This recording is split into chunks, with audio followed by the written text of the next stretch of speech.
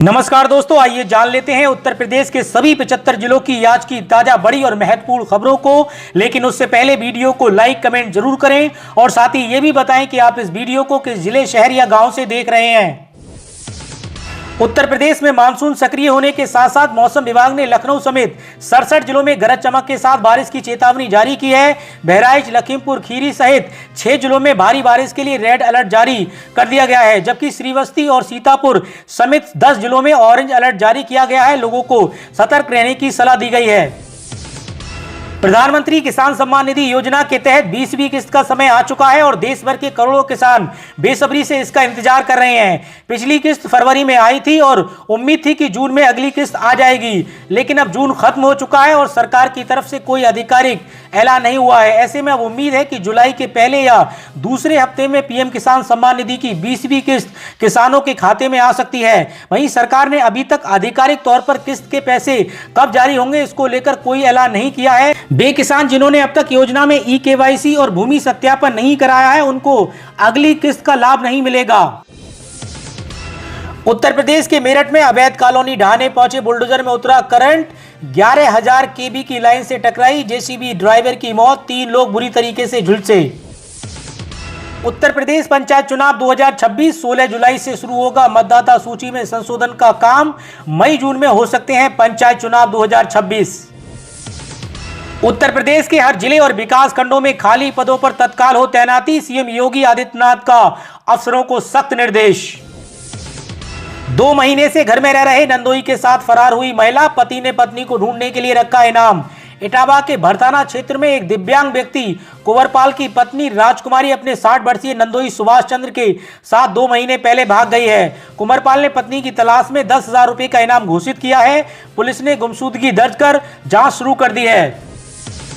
बुजुर्गों के लिए खुशखबरी, सरकार ने शुरू की सीनियर सिटीजन स्कीम। अब पेंशन, फ्री इलाज और ट्रेन यात्रा सब कुछ एक साथ मिलेगा। सरकार की तरफ से बुजुर्गों को हर महीने 6,000 रुपए की पेंशन देने की योजना शुरू की गई है। ये रकम सीधे उनके बैंक अकाउंट में ट्रांसफर की जाएगी ताकि उन्हें लाइन में लगने या ऑफिस के चक्कर काटने की आवश्यकता ना पड़े। ये स्कीम उन बुजुर्गों के लिए राहत लेकर आई है जो अपने रिटायरमेंट के बाद आर्थिक रूप से कमजोर हैं और उन्हें सहारे की जरूरत है। अब वरिष्ठ नागरिक पूरे देश में बिना ट्रेन टिकट की चिंता किए सफर कर सकते हैं। इस स्कीम के तहत रेलवे की ओर से बुजुर्गों को फ्री यात्रा की सुविधा दी जा रही है। ऑनलाइन और ऑफलाइन दोनों तरीके से टिकट बुकिंग की जा सकती है। इतना ही नहीं, ट्रेन में आरामदायक यात्रा के लिए अलग कोच की भी सुविधा दी जाती है और अगर बुजुर्ग अपने साथ किसी को ले जाना चाहे तो उनके लिए भी रियायत मिलती है। मेरे साथ न्याय हो, रोडी घावरी ने पीएम मोदी को लिखी चिट्ठी, चंद्रशेखर आजाद पर लगाए गंभीर आरोप। उत्तर प्रदेश की नगीना लोकसभा सीट से सांसद और आजाद समाजवादी पार्टी के प्रमुख चंद्रशेखर आजाद पर पीएचडी स्कॉलर डॉक्टर रोडी घावरी ने गंभीर आरोप लगाए हैं, जिसके बाद वो लगातार विवादों में बने हुए हैं। इस बीच रोडी ने अब अपनी शिकायत को लेकर प्रधानमंत्री नरेंद्र मोदी को पत्र लिखकर न्याय की गुहार लगाई है, जिसमें उन्होंने चंद्रशेखर आजाद पर गंभीर आरोप लगाए हैं। अब 12 साल में मिलेगी पूरी पेंशन, 8वें वेतन आयोग में सरकार देगी बड़ा तोहफा। 8वें वेतन आयोग में सरकार लंबे समय से चली आ रही कम्यूटेड पेंशन की मांग पर विचार कर सकती है। इसे 15 साल से घटाकर 12 साल तक किया जा सकता है। अगर ऐसा होता है तो इससे लाखों कर्मचारियों और पेंशनरों को फायदा होगा। वर्तमान में अगर कोई सरकारी कर्मचारी रिटायर होता है तो उसे 15 साल बाद पूरी पेंशन का लाभ मिलता है। जुलाई में आएगा बिजली का मोटा बिल, उपभोक्ताओं से 187 करोड़ रुपए की होगी वसूली। जुलाई में बिजली उपभोक्ताओं को 1.97% ईंधन के अधिभार के साथ बिल मिलेगा, जिससे कंपनियों को 187 करोड़ रुपए की अतिरिक्त वसूली होगी। उपभोक्ता परिषद के अनुसार उपभोक्ताओं को बिजली कंपनियों पर पहले से ही 33,122 करोड़ रुपए सरप्लस हैं, इसलिए शुल्क उचित नहीं है। परिषद ने ईंधन अधिभार को सरप्लस धनराशि से समायोजित करने का आग्रह किया है। उत्तर प्रदेश की योगी सरकार पंचायत चुनाव से पहले ग्राम पंचायतों में बड़ी पहल की है। हर गरीब तक सरकारी योजनाओं को पहुंचाने के लिए अभियान चलाया जाएगा। इसके लिए 1 जुलाई से 30 सितंबर तक यूपी के सभी ग्राम पंचायतों में अभियान चलाया जाएगा। केंद्र सरकार के वित्त मंत्रालय के वित्तीय सेवा विभाग की तमाम योजनाएं जिसमें शामिल हैं। अभियान में प्रधानमंत्री जनधन योजना, प्रधानमंत्री जीवन ज्योति योजना, प्रधानमंत्री सुरक्षा बीमा योजना और अटल पेंशन योजना को आम जन तक पहुंचाया जाएगा। और बेहतर होगी यूपी की कानून व्यवस्था। डीजीपी ने 21 आईपीएस अफसरों को सौंपी जिम्मेदारी। उत्तर प्रदेश की योगी सरकार यूपी की कानून व्यवस्था को बेहतर करेगी। डीजीपी राजीव कृष्णा ने मुख्यमंत्री के निर्देश पर यूपी की कानून व्यवस्था और अपराध नियंत्रण के लिए 21 आईपीएस अफसरों को अलग अलग काम की जिम्मेदारी सौंपी है। 1 जुलाई से देश में लागू होंगे ये 5 बड़े बदलाव। घर की रसोई से ट्रेन के सफर तक दिखेगा असर।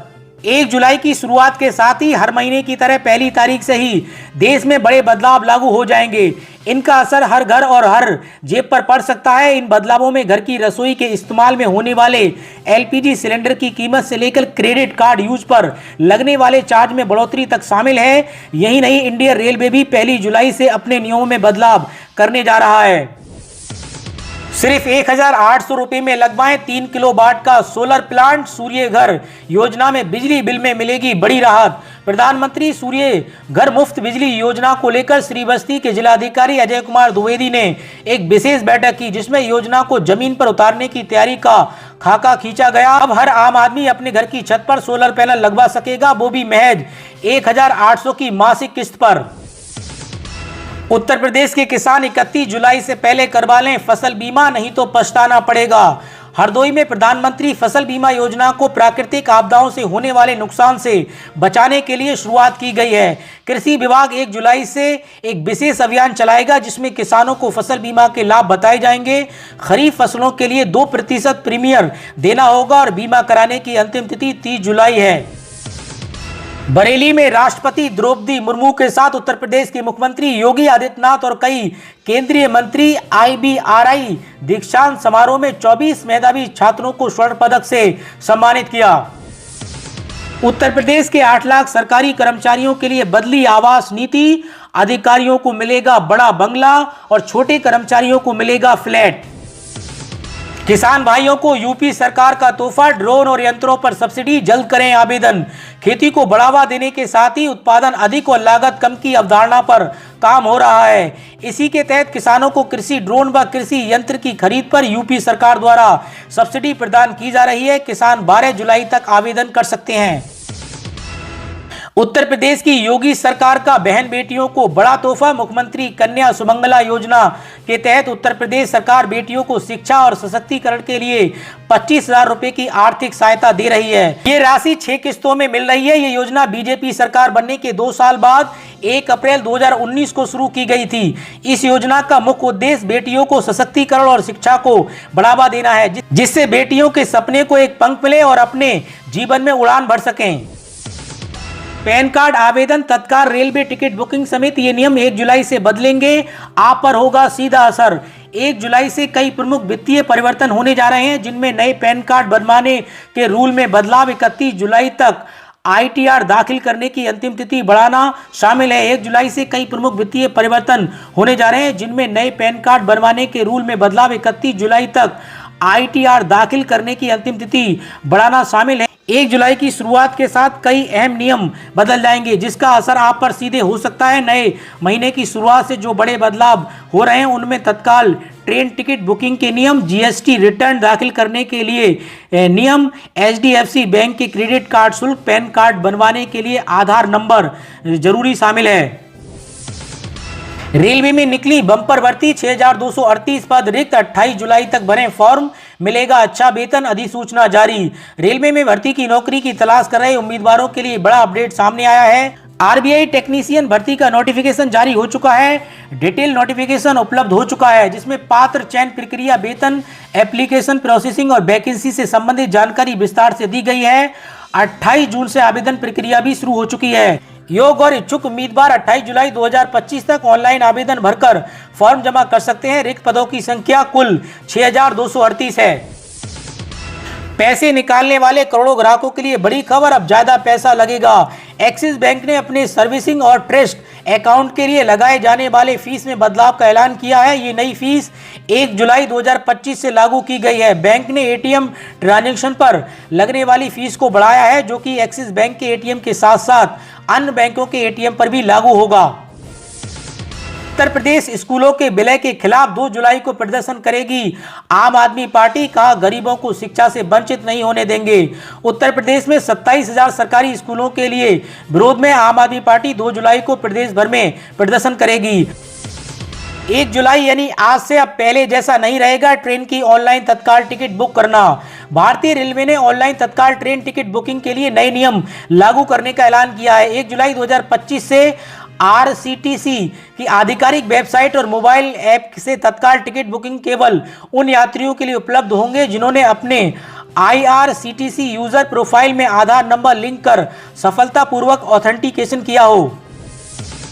आईसीआईसीआई के करोड़ों ग्राहकों के लिए बड़ी जानकारी, जुलाई में बैंक के फैसले से पड़ेगा आप पर असर।